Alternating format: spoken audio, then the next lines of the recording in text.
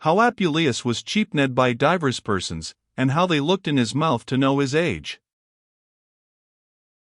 After this we came to a fair city very populous, where our shepherds determined to continue, by reason that it seemed a place where they might live unknown, far from such as should pursue them, and because it was a country very plentiful of corn and other victuals, where when we had remained the space of 3 days, and that I poor Asse and the other horses were fed and kept in the stable to the intent we might see me more saleable, we were brought out at length to the market, and by a crier sounded with his horn to notify that we were to be sold. All my companion horses were bought up by gentlemen, but as for me I stood still forsaken of all men.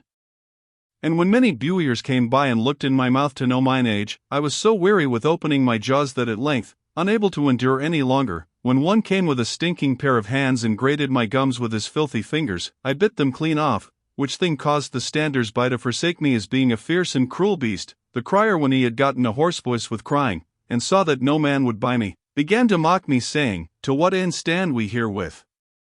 This wild Asse, this feeble beast, this slow jade with worn hooves, good for nothing but to make sieves of his skin? Why do we not give him to some body, for he earneth not his hay?"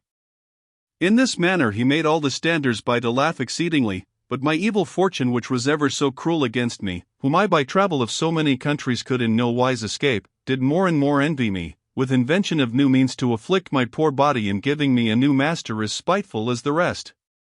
There was an old man somewhat bald, with long and grey hair, one of the number of those that go from door to door, throughout all the villages, bearing the image of the goddess Syria, and playing with cymbals to get the alms of good and charitable folks. This old man came hastily towards the crier, and demanded where I was bred. "Marry," quoth he, "in Cappadocia." Then he inquired what age I was of. The crier answered as a mathematician, which disposed to me my planets, that I was 5 years old, and willed the old man to look in my mouth, for I would not willingly, quoth he, incur the penalty of the law Cornelia, in selling a free citizen for a servile slave, by a god's name this fair beast to ride home on, and about in the country. But this curious buyer did never stint to question of my qualities, and at length he demanded whether I were gentle or no. "Gentle," quoth the crier, "as gentle as a lamb, tractable to all use, he will never bite, he will never kick but you would rather think that under the shape of an Asse there were some well-advised man, which verily you may easily conject, for if you would thrust your nose in his tail you shall perceive how patient he is." Thus the crier mocked the old man, but he, perceiving his taunts and jests, waxed very angry, saying, "Away, doting crier, I pray the omnipotent and omniparent goddess Syria, Saint Sabid, Bellona, with her mother Idea, and Venus, with Adonis, to strike out both thine eyes, that with taunting mocks hast scoffed me in this sort. Dost thou think that I will put a goddess upon the back of any fierce beast, whereby her divine image should be thrown down on the ground, and so I poor miser should be compelled, tearing my hair, to look for some physician to help her?" When I heard him speak thus, I thought with myself so dainly to leap upon him like a mad Asse, to the intent he should not buy me, but incontinently there came another merchant that prevented my thought, and offered 17 pence for me. Then my master was glad and received the money, and delivered me to my new master, who was called Phelibus, and he carried his new servant home, and before he came to his house, he called out his daughters, saying, "Behold my daughters, what a gentle servant I have bought for you." Then they were marvellous glad, and coming out prattling and shouting for joy, thought verily that he had brought home a fit and conveniable servant for their purpose. But when they perceived that it was an Asse, they began to provoke him, saying that he had not bought a servant for his maidens, but rather an Asse for himself. "Howbeit," quoth they, "keep him not wholly for your own writing, but let us likewise have him at commandment."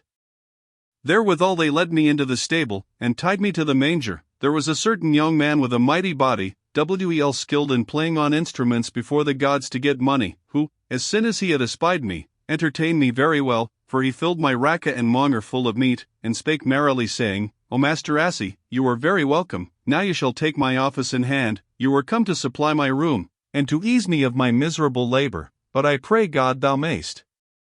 long live and please my master well, to the end thou mayst continually deliver me from so great pain." When I heard these words I did prognosticate my misery to come. The day following I saw there a great number of persons apparelled in diverse colors, having painted faces, mitres on their heads, vestments colored like saffron, surplices of silka, and on their feet yellow shoes, who attired the goddess in a robe of purple, and put her upon my back. Then they went forth with their arms naked to their shoulders, bearing with them great swords and mighty axes, and dancing like mad persons.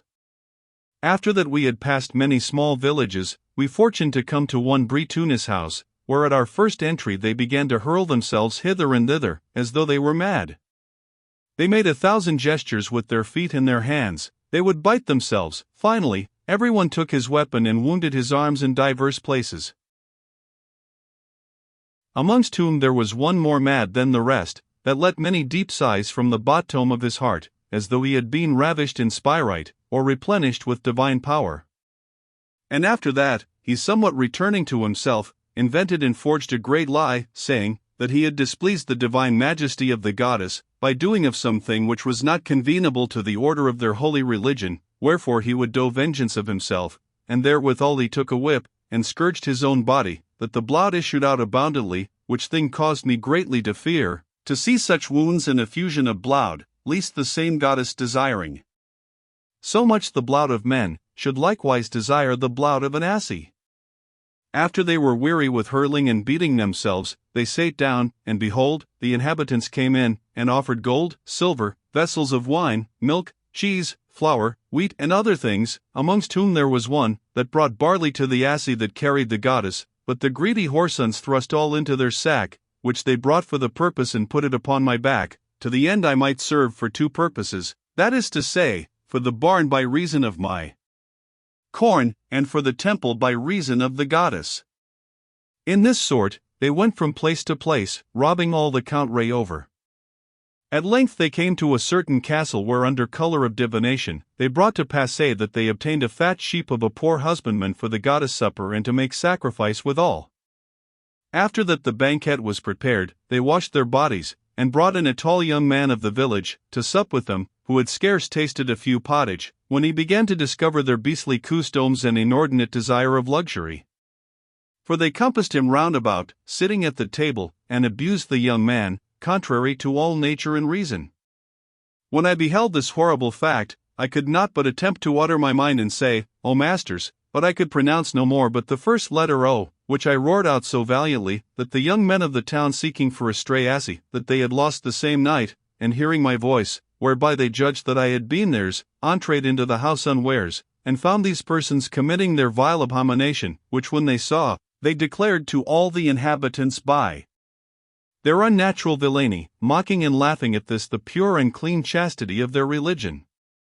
In the mean season, Philebus and his company, by reason of the bruit which was dispersed throughout all the region there of their beastly wickedness, put all their trumpery upon my back, and departed away about midnight. When we had passed a great part of our journey, before the rising of the sun, we came into a wild desart, where they conspired together to slay me.